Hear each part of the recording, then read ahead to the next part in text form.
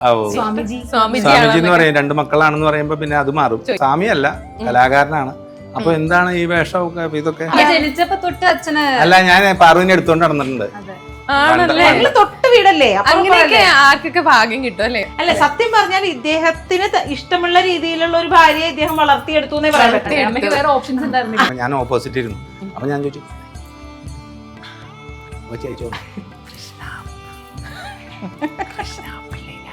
ഞങ്ങളിപ്പോഴും കിടന്നുറങ്ങണത് കാര്യം മുകളിൽ 2 റൂം ഇവർക്കൊക്കെ ഉണ്ടെങ്കിലും ഞങ്ങൾ ഒരു മുറിയിലല്ല, അച്ഛനും അമ്മയും മക്കളും കൂടി ഇപ്പോഴും കിടക്കണത്.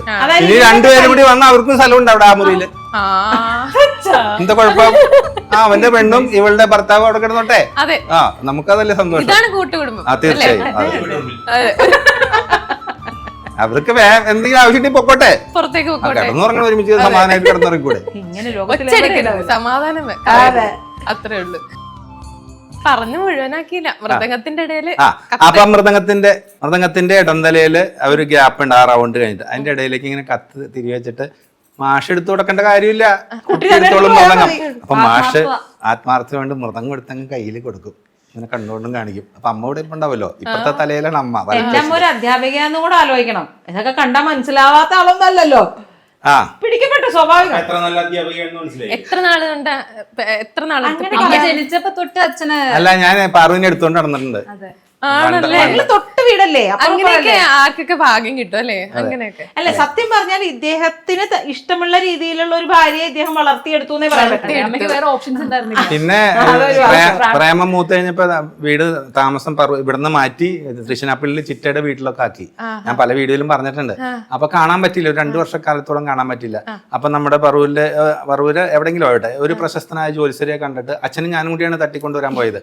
ജ്യോത്സ്യരുടെ അടുത്ത് ചെന്നപ്പോൾ ജ്യോത്സ്യർ പറഞ്ഞു, നടക്കില്ല കണ്ണ, കാണാൻ പോലും പറ്റില്ല എന്ന് പറഞ്ഞു എന്നോട്. അപ്പൊ ചെന്നാൽ നിങ്ങൾക്ക് അപകടം ഉണ്ടാവും അതൊക്കെ പറഞ്ഞു. ഒരു പരിചയമില്ലാത്ത ഒരു സ്ഥലത്താണ് എന്നെ തപ്പി ഇവര് വരുന്നത്. ഇവരുടെ ഒരു അഡ്രസ് മാത്രമേ ഉള്ളൂ. അതായത് നമ്മൾ ഒരു കുടുംബം പോലെ കഴിഞ്ഞിരുന്ന ആൾക്കാരാ. അപ്പൊ അമ്മുമ്മ മരിച്ചപ്പോ വീട്ടിലെ അറിയിപ്പുകളൊക്കെ ചെയ്യണത് ഇദ്ദേഹമാണ്. കാരണം നമ്മുടെ വീട്ടിലൊരു മെമ്പറാണല്ലോ, ടീച്ചറുടെ മോനല്ലേ. അപ്പൊ വീട് തൃശ്ശനാപ്പള്ളിയിലാണെന്നറിയാം. തൃശ്ശനാപ്പള്ളി എന്ന് പറഞ്ഞാൽ വലിയൊരു സ്ഥലമല്ലേ. അത് എവിടെയാണെന്ന് അറിയണത് ചേച്ചി തന്നെ എനിക്ക് പറഞ്ഞു തന്നിട്ടുള്ള ചേച്ചി, ഇവിടെ ഉള്ള ചേച്ചി. ആ ചേച്ചി ഒരു കല്യാണ സദ്യയിൽ വെച്ച് കണ്ടതാണ്. ചേച്ചിയും വല്യമ്മയും കൂടി ഇരിക്കുമ്പോ ഞാൻ ഓപ്പോസിറ്റ് ഇരുന്നു. അപ്പൊ ഞാൻ ചോദിച്ചു, അപ്പൊ ചേച്ചി ട്രാൻസ്പോർട്ട് ഗാരേജിന്റെ അവിടെ, ട്രാൻസ്പോർട്ട് ഗാരേജ് ഒരു സ്ഥലത്ത് ഉണ്ടാവുള്ളൂ, ഒരെണ്ണം ഉണ്ടാവുള്ളൂ. അപ്പൊ ട്രാൻസ്പോർട്ട് ഗാരേജ് മാത്രം അടക്കാക്കി പോയതാണ്. അവിടെ പോയി അല്ല, കറക്റ്റ് ആയിട്ട് ഇവര് വന്ന് എന്റെ മുമ്പിലാണ് വന്നത്. അപ്പൊ അങ്ങനെ കണ്ടു, കാര്യങ്ങൾ പറഞ്ഞു നമ്മള്. അല്ല, വേറെ ഒന്നുമല്ല ഉദ്ദേശിച്ചത്. എന്തായാലും എനിക്ക് കല്യാണ പ്രായമായി, വരികയാണെങ്കിൽ കൊണ്ടുവരും, ഇല്ലെങ്കിൽ വേണ്ടെന്ന് പറയാൻ പറ്റില്ലല്ലോ. അപ്പൊ ഞാൻ കാത്തു നിൽക്കുന്ന സ്ഥലത്ത് ഇവരുടെ വീടിന്റെ അടുത്തൊന്നും ഗണപതിയുടെ ഒരു ഇതുണ്ട്, അവിടെ നിന്ന് ജപം തന്നെ. അപ്പൊ എന്റെ കൂട്ടുകാരും അച്ഛന്റെ കൂട്ടുകാരും അങ്ങോട്ട് വന്നാൽ അവർക്കൊക്കെ അറിയാൻ പറ്റും. വീട്ടിലെല്ലാരും ഫാമിലി നമ്മൾ ഒരു വീട് പോലെ കഴിയുന്ന ആൾക്കാരല്ലേ, ഇങ്ങനെ കണ്ട നിഴല് കണ്ടറിയും. ഇപ്പൊ 1 കൊല്ലത്തേക്കുള്ള എപ്പിസോഡായി, ഇനിയും വരണേ ഉള്ളൂ, കിടക്കണേ ഉള്ളൂ കഥ പറഞ്ഞാല്. അങ്ങനെ അല്ലേ ആകാശേ? ടാറ്റാ സുമോയില് കയറി തട്ടിക്കൊണ്ട് പോകുന്ന എന്റെ വീട്ടിൽ ആരും പെർമിഷൻ ഉണ്ടായില്ല. അല്ല കല്യാണത്തിന് അല്ല, ആൾക്കും അറിയില്ലായിരുന്നു വരുന്നുള്ളത് അറിയില്ല. കാരണം 2 കൊല്ലമായിട്ട് ഒരു ബന്ധമില്ലല്ലോ, കോണ്ടാക്ട് ചെയ്യാൻ മാർഗമൊന്നുമില്ലല്ലോ. അനില് ഇടയ്ക്ക് വിളിക്കും. കാരണം പുള്ളിയുടെ കൈകാലം നടന്നുപോയി. പെണ്ണിനെ തട്ടിക്കൊണ്ടുവരാൻ പോണെന്ന് അറിഞ്ഞൂടല്ല, പുള്ളിക്കാരനോടല്ലോ പെണ്ണിനെ പറഞ്ഞിട്ടില്ലല്ലോ. അച്ഛനും കണ്ണേട്ടന് അച്ഛനുണ്ട് കൂടെ, അച്ഛന്റെ 1-2 സുഹൃത്തുക്കളുണ്ട്, ബസ് ഇത്രേ ഉള്ളൂ.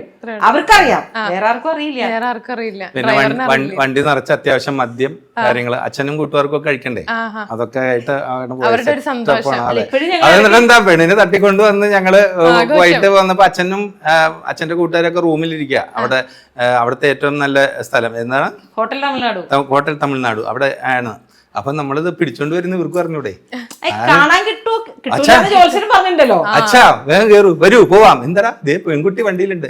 അപ്പൊ തേക്കാക്കോടത്തേക്കെന്ന് വേറെ മേടിക്കാതെ പറഞ്ഞു പോകുന്നു. കാരണം ഇടികൊള്ളതിന് മുമ്പ് പോരണ്ടേ. ഈ പ്രേമത്തിന് മുമ്പും അതിന് ശേഷമായിട്ട് എന്തെങ്കിലും ഡിഫറൻസ് ഒക്കെ ഫീൽ ചെയ്തിട്ടുണ്ടോ? ഒരു വാക്ക് മാത്രം എന്റെ ജീവിതത്തിൽ എനിക്ക് പാലിക്കാൻ പറ്റില്ല, അതിലെനിക്ക് ഇപ്പോഴും വിഷമമുണ്ട്. അതിന് ഞാൻ പരിഹാരവും കണ്ടിട്ടുണ്ട്. കാരണം കല്യാണം കഴിഞ്ഞാൽ കൊടൈക്കനാൽ പോകും, ഊട്ടിയിൽ പോകും. കല്യാണത്തിന് കല്യാണം കഴിഞ്ഞിട്ട് ഹണിമൂൺ പോണത് ഊട്ടി കൊടൈക്കനാലിന് പറഞ്ഞു. ഇതുവരെ അങ്ങനെയാണ് പ്രേമിക്കുന്ന കാലം പോലെ നമ്മളോട് പറഞ്ഞിട്ടുള്ളത്. കല്യാണം കഴിഞ്ഞിട്ട് 27 കൊല്ലായി. ഈ ജൂൺ വരുമ്പോ 28ാമത്തെ കൊല്ല. ഊട്ടിയിലും ഊട്ടി പോയിട്ട് ഒരു ചട്ടി പോലും ഞാൻ കണ്ടിട്ടില്ല. അല്ല, ഞാനിപ്പോ അത് വിചാരിച്ചു, ഇപ്പൊ രണ്ടുപേരെ കല്യാണം കഴിഞ്ഞ ഹണിമൂൺ ഞങ്ങൾക്ക് ഒരുമിച്ച് പോകാലോ. ഇവള് കല്യാണം സിനിമ ആ അതുപോലെ പ്ലാൻ ചെയ്യുന്നത്. അപ്പൊ ആകാശിന്റെ കൂടെ കഴിഞ്ഞിട്ടുണ്ടെങ്കിൽ അതും കൂടി ആക്കണം. അപ്പൊ ഇവളുടെ കല്യാണം ആയി കഴിഞ്ഞ ഉടനെ അവന്റെ ഒരു തീരുമാനമാക്കുന്നത്. അല്ല, ഞങ്ങളിപ്പോഴും കിടന്നുറങ്ങണത് കാര്യം മുകളിൽ 2 റൂം ഇവർക്കൊക്കെ ഉണ്ടെങ്കിലും ഞങ്ങൾ ഒരു മുറിയിലല്ല അച്ഛനും അമ്മയും മക്കളും കൂടി ഇപ്പോഴും കിടക്കണത്. ഇനി രണ്ടുപേരും കൂടി വന്നാൽ അവർക്കും സ്ഥലം ഉണ്ട് അവിടെ ആ മുറിയില്. എന്താ കുഴപ്പം?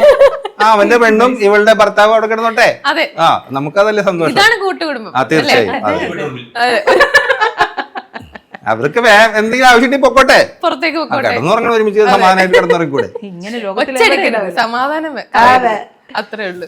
ഇപ്പൊ കണിച്ചേട്ടൻ പുറത്തേക്കൊക്കെ പോകുമ്പോഴേക്കും ഇപ്പൊ ഒരു പാട്ടുകാരനാണ് അല്ലെങ്കിൽ കലാകാരനാണെന്ന് അറിയാത്ത ആൾക്കാർ ആരെങ്കിലും ഒക്കെ വന്നിട്ട് ഇപ്പൊ എന്താ പറയാ ഒരു സന്യാസിയാണോ അങ്ങനെയൊക്കെ വന്നിട്ട് ചോദിച്ചിട്ടുണ്ടോ?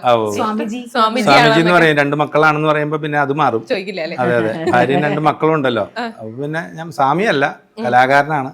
അപ്പൊ എന്താണ് ഈ വേഷമൊക്കെ? ഇതൊക്കെ അത് എന്റെ ഇഷ്ടങ്ങളാണല്ലോ. ഞാനിപ്പോ ടിനിയുടെ ഒക്കെ ഇന്റർവ്യൂല് പറഞ്ഞ പോലെ, അല്ല പിഷാരടിയുടെ പറഞ്ഞ പോലെ തൽക്കാലം ഓടി മേടിക്കാൻ നിവൃത്തിയില്ലാത്തതുകൊണ്ട് താടിയും ഇതൊക്കെ ആയിട്ട് നടക്കണം. ഈ താടി എപ്പോഴെങ്കിലും എന്താ പറയാ മാറ്റണം, വേറെ ഒരു ലുക്ക് ട്രൈ ചെയ്യണം അങ്ങനെയൊക്കെ തോന്നിയിട്ടില്ല? താടിക്ക് ഫാൻസ് ഉണ്ട്, മക്കള് സമ്മതിക്കൂല. പഴയ ഫോട്ടോ അയ്യോ താടിയാണ്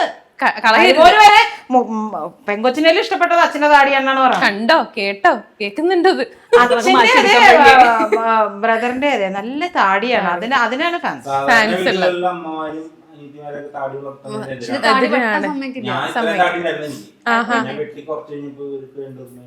വിഷമായിരുന്നു. അങ്ങനെ താടി വളർത്താൻ പോവാണ്. താടിയിൽ അങ്ങനെ എന്തെങ്കിലും പരീക്ഷണങ്ങൾ ട്രൈ ചെയ്യണം. ഞാനിപ്പോ ഇടയ്ക്കൊരു വീഡിയോയിൽ ഇങ്ങനെ കണ്ടിട്ടുണ്ടായിരുന്നു, ഇവിടെ മാത്രം ബ്ലാക്ക് താടി. ഞാൻ ഇവിടെ ഫുള്ള് വെളുപ്പും ഇവിടെ കറുപ്പുമായിരുന്നു. അപ്പൊ ഇന്നാള് എല്ലാവരും പറഞ്ഞു ഇതിന്റെ മാത്രമല്ല, തലയൊന്നും ഡൈ ചെയ്യാണ്ടായപ്പോ വയസ്സിന്റെ പോലെ ആയിരുന്നൊരു തോന്നൽ എനിക്കും വന്നു തുടങ്ങി. കണ്ണാടിയിൽ നോക്കാറില്ല, നോക്കിയപ്പോ എന്നാ പിന്നെ കറുപ്പിക്കാന്ന് വെച്ചാൽ മൊത്തം കറുപ്പിച്ചു, ബ്രൂട്ടീഷൻ ചെയ്തു പോയി. ബ്രൂട്ടീഷൻ ചെയ്ത് കഴിഞ്ഞപ്പോ ആ കണ്ണേട്ട വെളുപ്പാണ് ഐശ്വര്യം എന്ന് പറഞ്ഞു. മറ്റേത് ഒറാങ്ങൂട്ടൻ എന്തോ പറയായിരുന്നു, ചിമ്പാൻസിയോ അങ്ങനെയൊക്കെ പറയുന്നത്. അതെ, ബുബ ഞാനും ഒരേപോലെ ഒരാളും കൂടി ഉണ്ട് ശരിക്കും. ഇവിടെ ഇരുന്നോളോ, അവർക്ക് പേടിയാന്ന് പറഞ്ഞാൽ ബുബ ഇവിടെ ഉണ്ടാവും. എനിക്ക് പേടിയായിട്ട് അല്ലെങ്കിൽ കാണിച്ചു തരായിരുന്നു. ബുബയ്ക്കും ഫാൻസ് ഉണ്ട്. പിന്നെ ഞങ്ങൾക്ക് ഒരു ചേച്ചി കൂടി ഉണ്ട്, ചേച്ചി അപ്പുറത്തിരിക്കുന്നുണ്ട്. നിങ്ങൾക്ക് ചായ വേണോ വേണ്ടേന്നുള്ള ആഗ്രഹത്തിൽ അവിടെ ഇരിക്കുകയാണ്. വേണ്ടാന്ന് പറഞ്ഞപ്പോ ഞങ്ങൾക്കും വലിയ സന്തോഷമായി. നിങ്ങളുടെ സന്തോഷമാണ് നമ്മുടെ സന്തോഷം. തീർച്ചയായും. നിങ്ങളുടെ ഒരു പ്രോഗ്രാം ഒരു ദിവസം എങ്ങനെയായിരിക്കും സ്റ്റാർട്ട് ചെയ്യുന്നത്? എത്ര മണിക്ക് എഴുന്നേക്കും? എണീക്കല് ഓൾമോസ്റ്റ് 5:30 മണിക്കൊക്കെ എണീക്കും. ആകാശ് മാത്രമേ വൈകി എണീക്കുള്ളൂ. ഞങ്ങൾ 3 പേരും നേരത്തെ എണീക്കും. ആകാശ് സൗണ്ട് എഞ്ചിനീയർ ആണ്.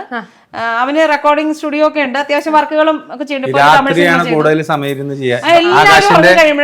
ആകാശ് പഠിത്തം കഴിഞ്ഞ ആദ്യം ചെയ്ത സിനിമ ഇപ്പൊ ചെന്നൈയിൽ റിലീസായി. ഒക്ടോബർ 31 ചെന്നൈയിലാണ്, കേരളത്തിലില്ല. Cinema programme. അപ്പൊ അതിന്റെ സന്തോഷമൊക്കെ ഉണ്ടായിരുന്നു. അതെ അതെ. അപ്പൊ ഇതിന്റെ വർക്ക് ഉള്ളതുകൊണ്ട് ഇവൻ രാത്രി ഇരിക്കുന്നതാ ഇഷ്ടം മൊത്തം. ചിലപ്പോ നേരം വെളുക്കും കഴിയുമ്പോ ഇവൻ ഞങ്ങൾ അകത്ത് കിടക്കുമ്പോ പുറത്തുനിന്ന് വാതിൽ കുറ്റിട്ടിട്ട് വർക്കിന് പോകും. അതൊക്കെ ബുബ്ബുള്ളതുകൊണ്ട് അടയ്ക്കോ, അല്ലെങ്കിൽ വിശ്വസിക്കാൻ പറ്റില്ല, ചിലപ്പോ ബെഡിൽ കയറി കിടക്കും. അപ്പൊ അത് കാരണം പുറത്തുനിന്ന് വാതിലടച്ചിട്ട് സാറ് പോകും. വർക്ക് കഴിഞ്ഞ് എപ്പോഴാണ് വരുന്നതെന്ന് നമുക്ക് അറിയാൻ പാടില്ല. പോവാന്ന് പറഞ്ഞാൽ മോളിൽ തന്നെ അവന്റെ സ്റ്റുഡിയോ സെറ്റപ്പ് കഴിയുമ്പോ അപ്പൊ നേരം വെളുക്കും വന്ന് കിടക്കും. അപ്പൊ രാവിലെ എണിക്കില്ല. ഞങ്ങള് രാവിലെ എണിക്കും, പുത്രി ജിമ്മിൽ പോവും, ഞങ്ങള് നാമജപം. ഇപ്പൊ കുറച്ച് 4 മാസമായിട്ടുള്ളൂ വെയിറ്റ് ലോസ് ചലഞ്ച്. 4 മാസം കൊണ്ട് ഇപ്പൊ 24 കിലോ കുറഞ്ഞു. ഇനിയും നമുക്ക് 10 കിലോ കൂടി കുറയ്ക്കണം. കല്യാണം പ്രമാണിച്ചാണ് കല്യാണം പെട്ടതാണ്, ഇപ്പൊ പെട്ടെന്ന് വന്നതാണ്. രാവിലെ എണിക്കുന്നു, നാമജപം, കുളി, നാമജപം. അത് ഏകദേശം ഒരു 1.5 അതൊക്കെ പറയണ എന്നിൽ നിന്ന് അതൊക്കെ ആയിരിക്കും ജനങ്ങൾ പ്രതീക്ഷിക്കുന്നത്. കുളി, നാമജപം അതൊക്കെ മുടക്കാണ്ട് ചെയ്യും നമ്മള്. അതൊക്കെ ചെയ്യും. അതെ, അത് പ്രത്യേകം പറയണല്ലോ. അത് പറയണോ? പിന്നെന്താ, പ്രോഗ്രാം ഉള്ള ദിവസം വൈകും. ചിലപ്പോ വെളുപ്പിന് വന്നാണ് കിടക്കുന്നുണ്ടെങ്കിൽ അപ്പൊ ഞാൻ എപ്പോഴാണോ എണീക്കുന്നത് അപ്പോഴാണ് എന്റെ ജപവും ബാക്കി കാര്യം. പ്രോഗ്രാമിന് പോണ ദിവസം രാവിലെ ബ്രേക്ക്ഫാസ്റ്റ് ഉച്ചയ്ക്ക് ലഞ്ച് എന്നുള്ള ഒരു കൺസെപ്റ്റ് ഇല്ല. ഇടയിൽ ഒരു 11 മണിയൊക്കെ ആകുമ്പോ 2 നേരം ഫുഡ് ഉള്ളൂ. 2 നേരം ഒരു 10:30 സമയത്ത് ബ്രഞ്ച് ആയിട്ട് ബ്രേക്ക്ഫാസ്റ്റും ലഞ്ചിന്റെയും കൂടെ എന്തെങ്കിലും കഴിക്കും. ബ്രേക്ക്ഫാസ്റ്റ് ആണെങ്കിൽ അത്, ചോറാണെങ്കിൽ അത് അന്നേരം കഴിക്കും. പിന്നെ വൈകിട്ട് ഒരു 4:35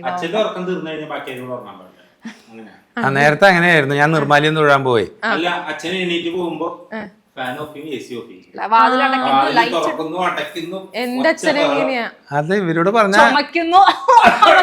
ഇതൊരു ബുദ്ധിമുട്ടാ ബാക്കി ഉറങ്ങുമ്പോ അല്ല, എന്റെ മക്കള് മാത്രമല്ല. എത്ര മണിക്കാ എനിക്കാ ചിത്ര?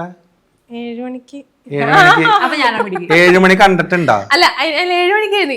ഇപ്പൊ അവിടത്തെ ചേട്ടൻ എത്ര മണിക്ക് എണിക്കും? അപ്പഴേ ഞാനാ പിടിക്കും. അല്ല, ഹസ്ബൻഡ് അതിന് മുമ്പ് എണിക്കൂലേ? ആള് മിടുക്കനാ, എനിക്കറിയാം. പിന്നെന്താ, പിന്നെ കുറച്ചുനേരം പ്രാക്ടീസ്, പാട്ടൊക്കെ പാടിയിരിക്കും. പിന്നെ ഫോൺ കോളുകൾ ഉണ്ടാവും, ജപം ഉണ്ടാവും. ജപം പിന്നെ കഴിഞ്ഞിട്ട് സാധകം തോന്നുന്ന സമയത്തൊക്കെ സാധകം ചെയ്യും.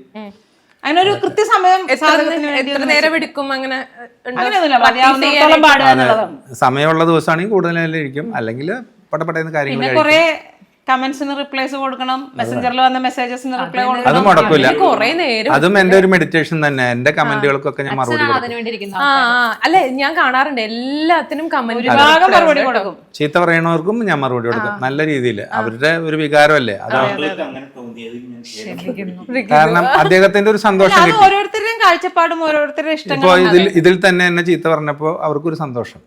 ശരിയല്ലേ? അല്ല, അങ്ങനെ പറയാം. എനിക്കൊക്കെ ഫീൽ ആവാറുണ്ട്, അയ്യോ അങ്ങനെ പറഞ്ഞല്ലോ, നമ്മളെ കുറിച്ച് അറിഞ്ഞിട്ടല്ലല്ലോ അത് പറയണം. ഞാൻ ചോദിക്കാൻ ഉദ്ദേശിച്ചത്, അതായത് ഈ നെഗറ്റീവ് കമന്റ്സ് ഒക്കെ ഇടയ്ക്ക് ഇങ്ങനെ വരലുണ്ടല്ലോ. ഇടയ്ക്കില്ല, എപ്പോഴും വരും. എന്നാലും കൂടുതൽ പോസിറ്റീവ് കമന്റ്സ് പോസിറ്റീവ് ആണ് കൂടുതൽ. പോസിറ്റീവ് കമന്റ് തന്നെ നമുക്ക് കൂടുതൽ. കൂടുതല്. അപ്പൊ അതിനകത്ത് ഇങ്ങനെ നെഗറ്റീവ് കമന്റ്സ് വരുമ്പോ ആരാണ് നിങ്ങളുടെ കൂട്ടത്തില് ആരാണ് ഏറ്റവും കൂടുതൽ വിഷമം വിഷമമാണ്. അമ്മയും മോനും അതെ. ആണല്ലേ? അവർക്ക് ഫീലിങ്സ് കുറച്ച് സമയം എടുക്കും. അല്ല, മറുപടി കൊടുക്കണം എന്ന് ആഗ്രഹമുണ്ട്, അച്ഛൻ സമ്മതിക്കില്ല. എന്നാലും അവരെന്തായിരിക്കും അങ്ങനെ ആകാശിന് ആ ആറ്റിറ്റ്യൂഡ് എനിക്കാ. ആകാശിന് അതിന് അപ്പൊ തന്നെ ഓപ്പോസിറ്റ് മറുപടി കൊടുക്കണം എന്ന് ആഗ്രഹം, പക്ഷെ അച്ഛൻ സമ്മതിക്കില്ല. വേറൊരു സത്യം അറിയോ? പറ. ഇപ്പൊ കണ്ണേട്ടൻ എന്ന് പറയുന്ന ഒരാളെ ഇഷ്ടമുള്ള ജനങ്ങൾ ഒത്തിരി ഉണ്ട്. സത്യം കേൾക്കാനിരുന്നാണോ? അതെ, അല്ല ഞാൻ പറയുന്നതല്ല. അപ്പൊ ഈ ഇഷ്ടപ്പെടുന്ന എന്റെ ചങ്കുകള് അവരെന്ന് പറയണത്, ഞാനൊരു പാട്ടിട്ടാൽ കുറച്ചങ്ങോട്ട് കേട്ട് കഴിയുമ്പോ, ഓ ഇത് കണ്ണേട്ടനല്ലേ, സൂപ്പറാണ്, ഷെയർ ചെയ്യും, കമന്റ് ഇട്ടു, മറ്റേ തെറി പറയണ അങ്ങനെയല്ല, ഇത് മുഴുവൻ കേൾക്കും. കേൾക്കുമ്പോ അതാർക്കും ഗുണം? മുഖല്ലേ ഗുണം. അതെ അതെ അതെ. അതെ. ചിലതൊക്കെ നമ്മളിപ്പോ വീഡിയോസ് ഒക്കെ ഇടുമ്പോഴേക്കും ഉണ്ടല്ലോ, നെഗറ്റീവ് കമന്റ് ഇടാനായിട്ട് ഇന്ന പോയിന്റ് അവർ അടയാളപ്പെടുത്തും. അപ്പോഴും നമ്മൾ ഇത്രയും ബുദ്ധിമുട്ടിയാണെങ്കിൽ അത്രയും കണ്ടു. അല്ല, അവർക്ക് അതിലൊരു സുഖമാണ്. മറ്റുള്ളവരുടെ അതെ മൊത്തം കാണുന്നതാണുള്ള ഗുണം. അങ്ങനെ പണ്ട് മുതലേ ഉണ്ടല്ലോ, മറ്റുള്ളവരുടെ ദുഃഖത്തിൽ ആനന്ദം കണ്ടെത്തുന്ന കുറെ ആളുകൾ.